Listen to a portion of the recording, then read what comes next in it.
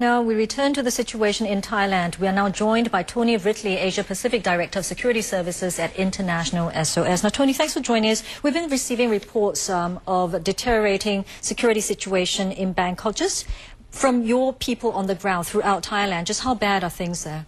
Well, it's important to remember that Thailand is a rather big country. 60-odd million people. Bangkok is a big city, nearly 3 times the population of Singapore.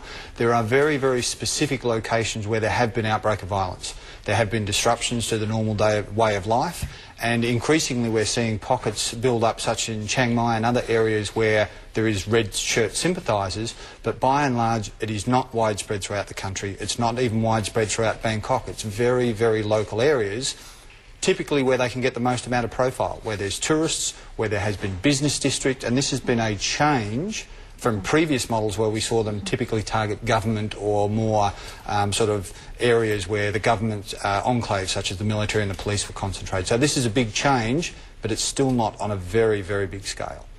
Now, much has been talked about the deadline that has passed, and that's gotten a lot of people very worried about how things might perhaps devolve from here. From your assessment, do you think the government will be able to clear the Reds out of their camp without more bloodshed? Well, we've seen a lot of deadlines come and go. We're likely to see more deadlines come and go. The government really has nothing to gain by coming in and clearing the red shirts. They have followed all judicial processes. They have been very transparent in their management of it.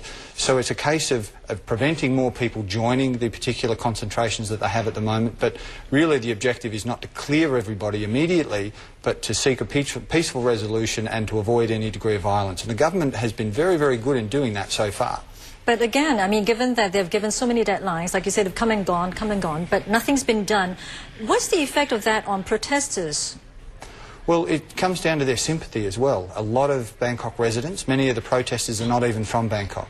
They are losing support on a daily basis. There are some people that will obviously, in the recent attack on the general and the loss of life, may be emboldened or join their particular cause, but by and large they are a minority, they're not a majority. And many of their demands, and some of them have been met with the promise for re-elections and so on, it's kind of difficult now to pin down exactly what they want. And as a result, most people are either becoming confused or simply not supporting what tangible or little grounds they had for some of the demonstrations and claims that they had up for the preceding 2 weeks. Well, authorities appear to be making a concerted effort at cutting off supplies, or at least some kind of traffic for the protesters. So, given the situation now, how long do you think it will continue this way, this impasse? The barricades and checkpoints are twofold. One is to prevent their numbers from swelling and obviously creating particularly some of the agitators, the more violent elements. Those who are participating in some of the street festivals and selling food and with children, they're typically not the violent elements, so they're trying to keep them away. Secondly, many of those who have been casualties, both loss of life and injured, have been people who had no business being there. They were tourists, they were people who stumbled upon it, they were people that just shouldn't have been in that neighbourhood. The government are trying to prevent any further people from just stumbling into that process.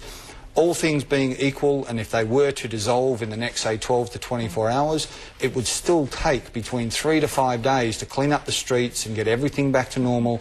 It won't happen overnight.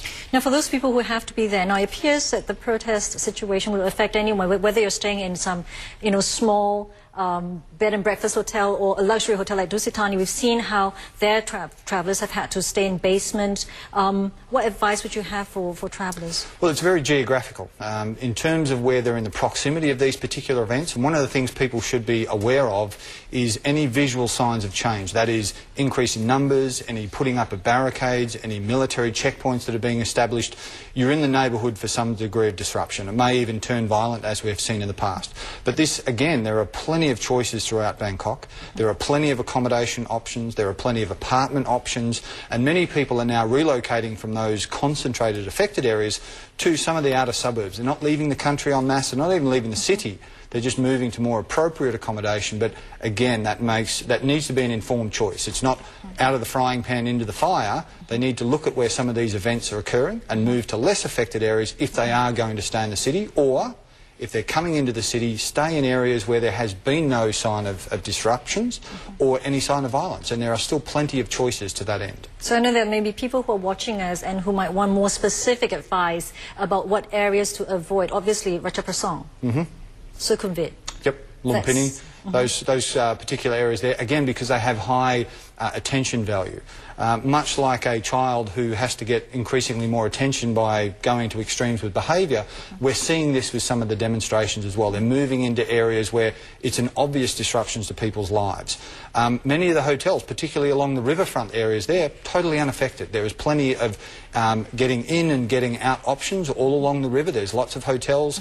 There are others closer to the airports in Don Muang and Sukhumvit airport areas. But obviously, as we get into the more traditional central business districts, some of those hotels for the time being are either unsafe or their management has turned away guests or recommended that they defer any travel or accommodation there. So again, it's a bit changing, but pretty much anywhere outside of the 2 to 3 kilometre radius of where they're affected, still workable accommodation. All right, Tony, let's just leave our conversation about this here for the time being, but we'll get back to you a little later in the program.